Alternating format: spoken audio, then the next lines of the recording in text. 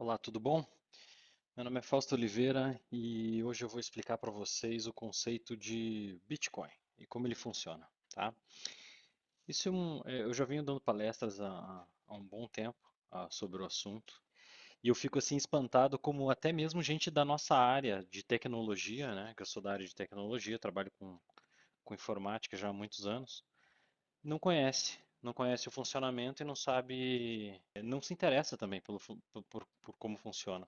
E muitos pensam, né, que ainda é um golpe, uma pirâmide, por ter tanta notícia envolvendo golpes com o Bitcoin. Então, minha ideia aqui é justamente essa, trazer esse conhecimento para vocês e desmistificar um pouco esse preconceito que as criptomoedas e o Bitcoin vêm adquirindo devido a pessoas que acabam fazendo mal utilizando essa tecnologia.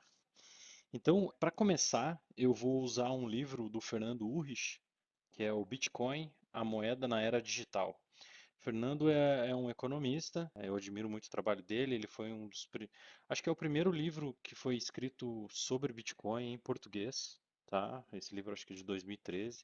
E ele define o Bitcoin é uma moeda digital, né? Peer-to-peer, de para a para ou de ponto a ponto, de código aberto e que não depende de uma autoridade central. O que eu vou fazer? Eu vou esmiuçar um pouquinho esse conceito e eu vou passar cada etapa desse conceito, eu vou explicar para vocês as definições e espero que vocês entendam, tá bom? Vamos começar então? Qual das duas que vocês acham que é uma rede peer-to-peer? A primeira é a de cima. A de cima é uma rede peer-to-peer e a de baixo é uma rede centralizada. Tá? A característica é o seguinte: a característica básica é que a rede centralizada, o servidor e o cliente eles estão desconectados, são coisas diferentes. Numa rede peer-to-peer, P2P, o cliente e o servidor ele é a mesma coisa. Então cada nó ele possui tanto características como cliente quanto servidor. Ele pode consumir o serviço e também prover esse serviço ao mesmo tempo. Então essa é a característica de uma rede peer-to-peer. E ele tem conexões entre eles, diversas, né? Que é diferente da rede centralizada, que ela tem uma conexão direta com o cliente, como vocês podem ver aqui, ó, servidor e cliente, uma conexão direta. E na rede P2P, como você tem servidor e cliente em cada nó da rede, tem a conexão com todos. Então você pode consumir o serviço de diversos servidores.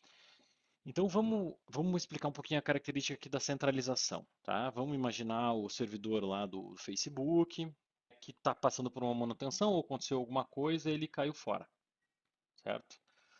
Como todo mundo se conecta ao servidor do Facebook com uma conexão única, né? Eu não posso conectar a um cliente do Facebook, eu só conecto ao servidor do Facebook. Então é uma rede centralizada. Se o servidor ficar fora, todos os clientes perdem o acesso imediatamente. Vocês lembram quando teve o caso do WhatsApp, que o WhatsApp foi proibido de ser usado? Eles podem atacar o servidor central, desligar e todo mundo fica sem o serviço. E isso não acontece no sistema distribuído. No sistema P2P isso não acontece. Por quê? Porque o servidor e o cliente ele está em cada nó da rede. Então, cada pessoa que participa dessa rede pode ser servidor e pode ser cliente ao mesmo tempo. Então, se você desconectar um dos clientes, o serviço continua sendo oferecido através dos outros clientes servidores da rede. Então, essa é a grande diferença entre o sistema centralizado e um sistema P2P. Aqui está um exemplo para vocês de um sistema P2P. Eu não sei se vocês conhecem, mas isso daí é um torrent e o torrent funciona dessa mesma forma.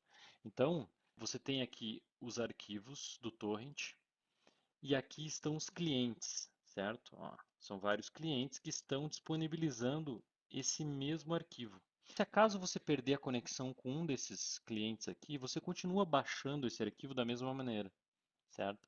Por quê? Porque o cliente você passa a hospedar esse arquivo dentro da tua própria máquina e passa a ser um servidor também desse arquivo. Então, toda vez que você entra nessa rede, você disponibiliza esse arquivo para as outras pessoas baixarem de você e também você pode baixar de outras pessoas. E esse é o sistema conhecido como P2P na prática. Agora vamos para um outro conceito, que é o conceito de software de código aberto. Como vocês viram na definição, o Bitcoin é uma rede P2P de código aberto. O que significa código aberto? Quando o Satoshi Nakamoto, que é o pai do Bitcoin, a gente não sabe quem é ainda, se é uma pessoa ou se é um grupo de pessoas, ele escreveu o código, ele escreveu lá nos comentários do código que ele dava a permissão sem cobrar para qualquer pessoa obter uma cópia do software, ó, desse software. Está escrito aqui, ó, em amarelo. Para quê? Para copiar, para modificar, para usar, para fazer merge, que é juntar com outros programas, publicar, distribuir. Então, ele criou com o objetivo de compartilhar, de deixar aberto o software. Então, qualquer pessoa pode vir aqui, olhar o código do Bitcoin, ver como é que ele funciona e criar um código novo, criar uma moeda nova. Por isso que nós temos mais de 2.000 moedas hoje criadas, criptomoedas. Por quê? Porque é um código aberto. Qualquer pessoa pode ver e qualquer pessoa pode copiar e modificar. Então você vai me dizer assim, Fausto, então eu posso chegar e alterar o código do Bitcoin que está rodando e mudar o Bitcoin que está rodando hoje? Não, não pode. Por quê? Porque o Bitcoin funciona através de consenso. Então, para você poder dar a tua versão do código, você tem que convencer todas as pessoas que estão usando o código hoje de que o teu código é melhor e colocar esse código em funcionamento. Então, as pessoas têm que aceitar. Existem milhões de máquinas hoje rodando o código do Bitcoin. E você tem que convencer todo mundo que o teu código vai ser o código melhor. Por isso que esse código dificilmente é alterado, né? E qual que é o grande sacada de ser um código aberto? A grande sacada é que você consegue olhar esse código, você consegue saber a regra do jogo, como ele funciona e consegue monitorar isso, tá? Isso é bom porque todo mundo entra no mesmo nível, todo mundo fica no mesmo nível sabendo como é que funciona a regra do jogo, tá? Então vamos falar um pouquinho assim, dos conceitos técnicos que envolvem a criação do Bitcoin. Primeiro, e mais importante, é um conceito de função hash. É importante que vocês entendam esse conceito, porque esse conceito é o que vai dar para vocês a parte de segurança. Por que que o Bitcoin é tão seguro? Tá? O que que é uma função hash? Função hash, vocês podem lembrar das funções matemáticas, f de x igual a y. Quando você tem uma entrada e você precisa ter uma saída diferente, você passa essa informação, por exemplo, você precisa modificar uma informação, criptografar ela, tornar ela indecifrável. A função hash é uma função matemática que vai possibilitar isso. Então, ela pega uma entrada, como vocês podem ver na imagem, existem várias entradas, várias frases que são passadas através de uma função hash e você pode observar uma saída em verde. Qual que é a característica da função hash? Uma das características é tamanhos diferentes de entrada, por exemplo, a raposa ou a raposa vermelha salta sobre o cachorro azul, são tamanhos diferentes de texto. Elas geram o mesmo tamanho de saída. Vocês podem ver na parte verde, ela tem a mesma quantidade de algarismos para cada saída. Então essa é uma das características da função hash. Não importa o tamanho da entrada que você colocar, a saída vai ser um código único, tá? Um código de tamanho único. A outra função ela é unidirecional. O que que isso quer dizer? Quer dizer que se você pode gerar uma saída codificada, mas você não pode gerar uma entrada a partir de uma saída. Ela só funciona numa direção. Então você pega a tua mensagem, atravessa a função hash e gera uma saída. Com essa saída você não consegue gerar a mensagem de entrada, tá? Mais uma característica é duas mensagens distintas não podem gerar o mesmo código. Tá? Então não importa, se qualquer coisa que você modifique na entrada, na mensagem de entrada, ela tem que gerar um código totalmente diferente na saída. Então isso é o conceito de uma função hash. Tá? E para que essa função hash é necessária? Por que as pessoas usam função hash? Por que é interessante você ter um código de uma informação? Você pode certificar uma informação a partir desse código. Então, a partir do momento que eu tiro uma impressão digital, é a mesma coisa da impressão digital de uma pessoa. Você sabe, quando você tem uma impressão digital, vamos dar um exemplo aqui, ó, a pessoa vai num lugar e cometeu um crime lá. Aí a polícia chega lá, vai colher informações, vai ver a perícia do crime e acaba descobrindo uma impressão digital, certo? Ela não pode gerar uma pessoa a partir daquela impressão digital, mas ela pode identificar aquela pessoa, porque aquilo é uma marca única daquela pessoa. E é exatamente isso que o hash é para os documentos. Então, se você tem um documento ou uma informação e você precisa gerar uma marca única para aquela informação, certificar aquela informação de que aquela informação é única, você cria um hash daquela informação. A partir do momento que você cria um hash daquela informação, você vai identificar aquele documento, ou aquela transação, ou aquela informação, e ela vai ser única. Então, se você quiser provar que aquela informação não foi adulterada, você simplesmente compara com o hash daquela informação e você vai ter a informação, saber que aquilo não foi modificado. Então, você certificou aquilo. Já que vocês entenderam o conceito de hash, agora a gente vai dar um step a mais, vai explicar um novo conceito que dentro da tecnologia do Bitcoin, que é o conceito de bloco. O que é um bloco? Vamos lá. O bloco nada mais é do que uma quantidade de informações. Ele tem algumas características e eu listei só apenas algumas. Ele tem mais informações que isso, mas eu listei aqui algumas. O bloco tem um número que indica. Eu usei o bloco de notas aqui, por coincidência, para poder fazer essa analogia com o conceito de bloco. Então, a gente vai criar o nosso bloco aqui dentro do bloco de notas, tá? Então, o que que eu vou colocar no meu bloco? Vou colocar um número, 01, vai ser o número do meu bloco. Eu vou colocar um termo que chama nonce, que eu vou explicar depois para vocês o que que é, mas é um número aleatório. Ele vai ficar lá também dentro do meu bloco, tá?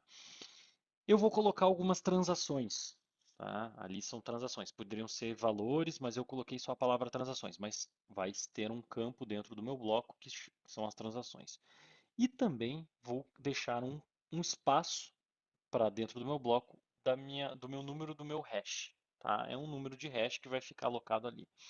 Então eu vou salvar esse meu bloco de notas. Eu salvei o tamanho, vocês podem ver aqui em cima, 14K, certo? 14K é o tamanho desse bloco de notas que eu salvei. Então, o que que o meu bloco tem? Ele tem informações: número do bloco, o nonce, as transações e o hash, tá? E eu salvei num arquivo e esse arquivo tem o tamanho de 14K de informação, tá? Eu criei esse meu bloco. Então, vamos lá. Esse aqui é um exemplo de do bloco Gênese do Bitcoin, que é o primeiro bloco que foi criado pelo Satoshi. Então aqui vocês podem ver a mesma coisa, número do bloco, total de saída, o hash, tá? Tá aqui, informações, dificuldade, depois a gente vai ver o que que é. Aqui a data que foi criado o bloco. Então tem mais informações do que aquilo que eu coloquei no meu exemplo, mas é só para vocês verem como é que funciona um bloco real, tá? Ter uma ideia. Então voltando lá, eu tenho lá meu bloquinho que eu criei, tá? 14K, bloco 01. Como é que eu valido esse bloco? Como é que eu tiro um certificado dele? A gente já viu que como a gente certifica uma determinada informação? A gente pode certificar através de um hash. Posso criar um hash desse bloco. Então vamos lá. Eu vou lá num programa de simulador. Eu coloco todos os dados que eu tenho do meu bloco nesse programa, que é um gerador de função hash. E esse programa me gera um código. Tá vendo aqui embaixo? Que é o função hash. Ele gerou para mim o código do hash desse meu bloco. Então a partir deste momento, eu certifiquei meu bloco. Eu peguei um volume de informações que eu coloquei dentro do bloco de notas, passei por uma função, que é esse gerador, e obtive um hash. Então, esse hash aqui é o hash do meu bloco. Todas as informações que estão aqui correspondem a esse código. Se eu alterar qualquer informação aqui dentro, pode ser até o C cedilha ali da transações. Se eu botar um C no lugar do C cedilha, vai alterar completamente esse valor. Então, esse meu bloco está congelado. Eu certifiquei ele, certo? Através dessa função. Então, ele está lá, ó, certificadinho. E agora vocês vão entender o conceito de mineração. O que é o conceito de mineração? Eu tenho uma rede, o Bitcoin. Se alguém te perguntar o que é o Bitcoin, a melhor resposta é um software de computador. Tá? O Bitcoin nada mais é do que um programa de computador que é rodado em diversas máquinas. O que esse programa gera? Ele gera uma rede. Ele é criado uma rede através desse programa, e essa rede, quando você faz uma transação entre uma pessoa e outra, essas transações ficam dispostas nessa rede, tá? E qual que é o papel do minerador? O minerador ele vai olhar essa rede, identificar essas transações e vai criar um bloco. Lembra que a gente explicou do bloco? Ele vai pegar essas transações e vai juntar. Só que o bloco não vai ser mais de 14K, que é o que a gente viu. O bloco do Bitcoin, por definição, ele tem uma média de tamanho de 1 megabyte. Então, os mineradores vão olhar essa rede e vão juntando transações. Para cada transação de Bitcoin, as pessoas pagam uma taxa. Então, o que o minerador vai fazer? Ele vai escolher as taxas mais caras, quem pagou mais taxa, vai juntar isso num bloco, certo? E vai começar a fazer o processo de mineração dessa transação. Então, qual que é o processo da mineração? Você tem lá o bloco eleito por cada minerador, né, o bloco de transações. O minerador, o que ele possui? Ele possui uma máquina, certo? Ele vai dedicar esforço computacional para fazer o quê? Para pegar esse bloco de transações e gerar um código matemático, que é o função hash. Ele vai usar a função hash, no caso do Bitcoin é o SHA-256, que é a função que é usada. E quando o minerador consegue achar a função, ele gera esse código. Prestem atenção que existe uma quantidade de zeros na frente do código hash. Aquilo ali é tão chamada dificuldade. Quando o pessoal fala assim, pô, aumentou a dificuldade de mineração, diminuiu a dificuldade de mineração.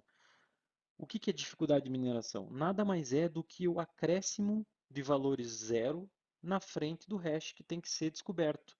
Então, para você descobrir um hash, vocês viram que eu usei a função ali para fazer o hash do meu bloco, do bloco de notas, eu passei através daquela função, ela gerou um código de hash. Então, se eu quisesse que o meu código de hash tivesse um zero na frente, eu teria que modificar o conteúdo do meu bloco, certo? Para fazer isso, vamos voltar aqui, ó. Deixa eu voltar aqui. Vocês lembram desse valor aqui, ó, do nonce, que eu falei para vocês que é um valor aleatório? Esse é o meu valor dentro do bloco que eu vou alterar para que modifique o valor do meu hash. Então, toda vez que eu altero esse valor do nonce, sem mexer nas minhas transações, sem mexer em nada, eu altero o valor do hash. Então, o que a máquina faz? Ela fica alterando esse valor, até achar um hash que bata com a quantidade de zeros exigidos naquele momento na regra do Bitcoin. Então, ela fica fazendo cálculo e tal, tal, tal, tal. E quando ela achar, por exemplo, a regra que está funcionando nesse meu exemplo aqui são 5 zeros. Se eu achar um hash com 5 zeros, eu ganhei a corrida de mineração daquele bloco de transações. Quando eu ganho a corrida e falo, pô, achei, eu jogo essa minha informação de volta para a rede e peço para as outras máquinas validarem que o meu cálculo foi correto. Assim que ocorrer essa validação, eu sou recompensado em bitcoins pela essa minha mineração desse bloco. Então, esse processo é um processo, primeiro, de segurança do sistema, porque você cria o hash. Então, quem garante a segurança do Bitcoin? Os mineradores. Os mineradores. Como que o Bitcoin é criado? As pessoas pensam, pô, como que o Bitcoin é criado? Através dos mineradores também. Os mineradores, quando cada bloco, a geração desses blocos na rede do Bitcoin é gerado um bloco a cada 10 minutos, em média. Então, essa geração de criptomoedas é feita através da mineração, tá? E o Bitcoin ele tem por meta 21 milhões de moedas e todas essas moedas estão sendo geradas através do processo de mineração. Então, quando as outras máquinas validam aquela transação, ótimo. Agora, para finalizar, depois que vocês já aprenderam o processo de mineração, eu vou explicar um outro conceito, digamos assim, na moda, né? Todo mundo fala nisso. Quando você tem um bloco, tá? E tem esse conteúdo, por exemplo, vamos explicar aqui o bloco zero, que a gente já viu. Então eu tenho lá o bloco, né? Meu bloco 0. Eu tenho o conteúdo do meu bloco, tá? E eu tenho o hash do meu bloco. Isso significa que esse bloco está minerado, já foi minerado, o minerador já ganhou sua recompensa, e esse bloco está aí, soltinho na rede do Bitcoin. Aí, passou 10 minutos, o que aconteceu? Um novo bloco foi criado. Agora nós estamos falando do bloco número 1. Tem o bloco 0, bloco 1, após 10 minutos. Eu tenho lá meu conteúdo também, certo? Só que eu tenho uma coisa a mais. Eu tenho o hash 0, que é o hash do bloco anterior. O hash do bloco anterior ele fica dentro da informação de conteúdo do bloco 1 também. E esse bloco também foi minerado, foi criado o hash 1. Aqui está certificado, maravilha. Então o que eu tenho? Eu tenho o bloco 0 e eu tenho o bloco 1. Só que o que eu fiz no bloco 1? O bloco 1 tem uma característica diferente. Por quê? Porque ele contém o hash do bloco anterior. E você passa a ter essa conexão entre o bloco 1 e o bloco 0. Deu mais 10 minutos, eu criei o bloco 2, certo? Com o conteúdo também do bloco 2, as transações lá dentro, e o hash do bloco anterior, que é o hash do bloco 1. Eu comecei, o que acontece? Esses blocos não estão mais perdidos dentro da rede. Agora eles estão conectados, porque cada bloco novo gerado, ele contém o hash do bloco anterior. Então, toda vez que você modificar se você caso modificar qualquer conteúdo de qualquer bloco desses que estão na rede, ele altera todos os blocos seguintes. Então, se eu for aqui e alterar qualquer coisa dentro do conteúdo do bloco 1, o que vai acontecer? O hash do bloco 1 vai modificar, vai virar o 1x. Aí o hash do bloco 1 que está conectado aqui, ele vai ser o de 1x. E, consequentemente, o hash do bloco 2 não vai ser mais o 2, vai ser o 2x. Então, quando eu altero uma informação aqui, eu invalido a cadeia toda. E como esses blocos estão conectados agora, estão em cadeia, a gente chama isso de blockchain. Essa é a famosa blockchain, tá? É a cadeia desses blocos conectados. Então, eu espero que vocês tenham entendido o conceito, espero que vocês tenham gostado e até a próxima.